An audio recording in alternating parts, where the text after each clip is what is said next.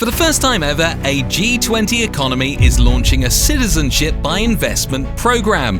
Not an island nation looking for revenue, not a developing country trying to stabilize their currency. Argentina, a country with 168 visa-free destinations, robust constitutional protections, and regional settlement rights. In this video, IMI will cover 6 reasons this program will change everything for you.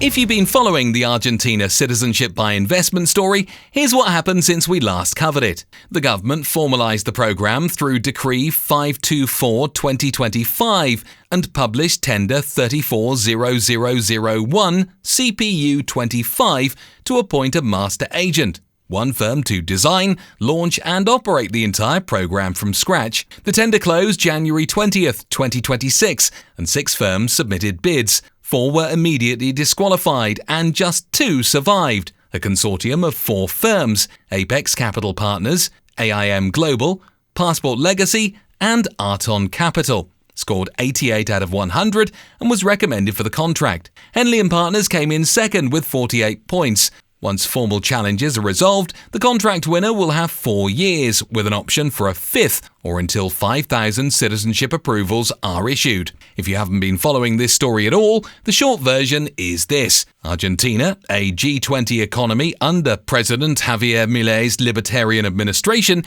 is about to become the first major economy to offer direct citizenship through investment. Full operational capacity is expected by late 2026 or early 2027, and investment thresholds could land anywhere between $300,000 and $500,000. The winning firm or firms will finalize that. And in an encouraging recent development, Argentina's Congress passed a labor modernization law that exempts citizens by investment from automatic tax residency. Previously, obtaining Argentine citizenship by naturalization would have made you a tax resident from day one, obligating you to report and pay tax on worldwide income. The new law separates CBI citizenship from that trigger entirely. If you don't physically reside in Argentina for 12 consecutive months, you're taxed only on Argentine source income. For a program designed to attract high net worth individuals, this was a critical fix. Now, here are 6 reasons this program will reshape the market. We're counting down from 6 to 1. Reason number 6. A country becoming freer. Argentina always operated as functionally free despite socialist rhetoric, largely because low state capacity made extensive government control impossible. Under Milei's administration, the country is becoming legally free as well through deregulation, fiscal discipline, currency stabilization, and restored international credibility. Argentina has also applied to rejoin the US visa waiver program. If approved, Argentine passport holders would gain visa-free access to the United States, adding enormous value to their citizenship. You're not buying citizenship in a country that promises economic reform with no bite. Milei wants to guarantee that Argentina executes that reform at precisely the inflection point before broader markets recognize the transformation. Reason number 5. Livability and quality of life. Turkey has strong infrastructure. Egypt has substantial urban centers. Jordan offers decent facilities. Argentina arguably surpasses all of them as the most livable citizenship by investment jurisdiction. Buenos Aires isn't a resort town like many of the Caribbean islands would admit. It's a global capital with 15 million residents. The Teatro Colón Opera House, world champion polo and a culinary scene and architecture that rival Paris, wealthy foreigners enjoy anonymity impossible in smaller jurisdictions, where every newcomer attracts attention. The country, moreover, offers multiple climates, European-style cities, exceptional asado culture, world-class Malbec, and excellent private healthcare and education. Argentina also provides free undergraduate education at public universities to everyone, regardless of nationality. The University of Buenos Aires ranks globally and charges 0 tuition. For many investors, especially those from the developing world, an Argentine citizenship wouldn't just be a travel document. Rather, it could be elite, zero-cost education for their next generation. Geographically, Argentina sits far from major conflict zones in Europe. the Middle East and Asia, self-sufficient in food and energy, abundant fresh water, arable land, low population density. If global affairs deteriorate, Argentina's position in the southern hemisphere represents one of the planet's most resilient locations to hold citizenship. Reason number 4, diplomatic protection. A passport means nothing when you're detained in Bangkok or Cairo without diplomatic muscle to get you out. Argentina has over 150 diplomatic missions globally: Riyadh, Doha, Abu Dhabi, Ankara, Tehran, Beijing, Tokyo, Seoul, New Delhi, Jakarta, Manila, Hanoi, Bangkok, Cairo, Pretoria, Nairobi, Abuja, Moscow, to name a few. Caribbean microstates and Vanuatu operate considerably fewer, mostly concentrated in London, New York and Miami. When you face a legal crisis in Southeast Asia or the Middle East, an Argentine consul carries the weight of a G20 economy behind their advocacy. A Caribbean or Vanuatu honorary consul, assuming one even exists in that jurisdiction, commands no such influence. That isn't their fault, it's just how the world works. This matters more than investors realize, until they need it. Then it matters a hell of a lot. Reason number 3, visa-free access without scrutiny. Argentina's passport grants visa-free access to 168 countries. That surpasses every other citizenship by investment jurisdiction currently on the market, and important business and lifestyle destinations of the Schengen area, China, and Russia are all included. But the advantage here goes beyond the numbers. Immigration officers don't scrutinize Argentine passports the way they interrogate Caribbean ones.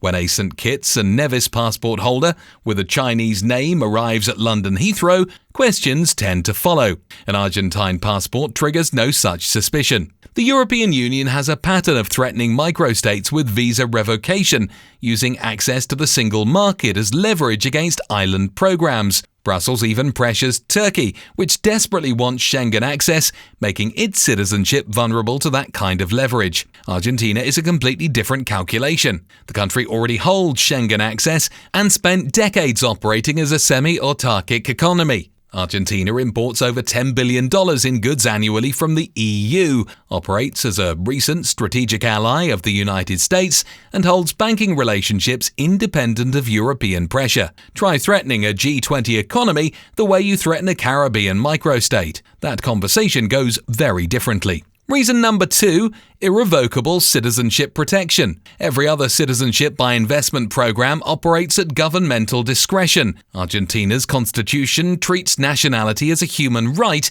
not a state privilege. Cyprus, the United Kingdom, and other jurisdictions have specific legal mechanisms to revoke citizenship from naturalized investors who bring the country into disrepute. Argentina has no such authority. The only pathway to losing Argentine citizenship involves criminal fraud during the application process itself. If your documentation was honest, the state cannot retroactively strip your nationality, regardless of what happens afterward, regardless of policy changes, regardless of political shifts. Argentine nationality law dates from 1869, Decree 3213/84, and consistent Supreme Court interpretation established citizenship as irrevocable. Decree 524/2025, which we mentioned earlier, created the citizenship by investment framework, contained zero provisions for post-approval revocation. Consider Andrew Tate's experience with Vanuatu, where revocation was floated before a conviction existed. That scenario is constitutionally impossible in Argentina. If you're evaluating programs and want to compare the legal protections each one offers, IMI's encyclopedia covers almost 300 residency and citizenship programs in 140 countries, where you can sort, filter, and compare. Finally, reason number 1. A continent, not just a country. This is the reason we saved for last, and it's the one that separates Argentina from every other citizenship by investment program on the market. Most CBI programs give you access to a handful of small islands. Caribbean programs unlock OECS and CARICOM mobility rights, covering roughly 20 million people across small island economies. But Argentina offers something on an entirely different scale. Through the Mercosur residency agreement, Argentine citizens can establish legal residency in any of the 9 member states with just a birth certificate and a clean criminal record. 2 years later, that converts to permanent residency and eventually citizenship. Mercosur compromises 270 million people across Argentina, Brazil, Paraguay and Uruguay. Associate agreements extend to Chile, Colombia, Ecuador, Guyana, Peru and Suriname. Every climate from the Amazonian rainforest to the Patagonian glaciers. Brazil's economic weight, Uruguay's tax advantages, Paraguay's agricultural frontier and Chile's Pacific access. The Caribbean programs offer island-hopping rights. An Argentine passport opens an entire continent of South America's most developed economies. Turkey charges $400,000 for citizenship with 116 visa-free destinations. St. Kitts and Nevis demands $250,000 for 157 destinations and CARICOM rights. Argentina's program could enter anywhere between $300,000 and $500,000. 168 visa-free countries, Mercosur mobility across an entire continent, potential US visa-free optionality, G20 diplomatic backing, constitutionally irrevocable citizenship, and after the recent congressional reform, no automatic tax residency for investors who don't physically relocate. The value comparison speaks for itself. But pricing alone doesn't explain why this program matters so much to the industry and concept of citizenship by investment. The market has struggled with reputational challenges precisely because it became associated with small or struggling economies, selling passports out of fiscal necessity. A G20 economy entering this market validates the entire concept of investment migration as legitimate policy. The tender's performance benchmark anticipates 200 approvals by month 24 and 5,000 total approvals over the initial contract period. If achieved, Argentina would rank among the highest volume programs globally within 3 years. Island state programs face a fundamental problem. They cannot compete on passport quality, settlement rights, consular power, or cultural prestige. Their only remaining advantage is price, and even that advantage narrows if Argentina enters at $350,000 as a non-refundable contribution. Investment migration operates in cycles. The most intelligent investors enter before crowds discover opportunities. Right now, Argentina sits in that narrow window between official launch and market recognition. If you're considering any citizenship by investment program, working with an experienced professional who understands how Argentina's entry reshapes the landscape is worth the conversation. You can find more than 300 credible, experienced investment migration professionals, immigration lawyers, tax accountants, and advisors at imidaily.com/IMIprofessionals. Now that you understand why Argentina's program is a market-defining moment, the next step is understanding the Mercosur bloc it unlocks. We made a video walking through exactly how powerful Mercosur is and how to get residency or citizenship in Brazil,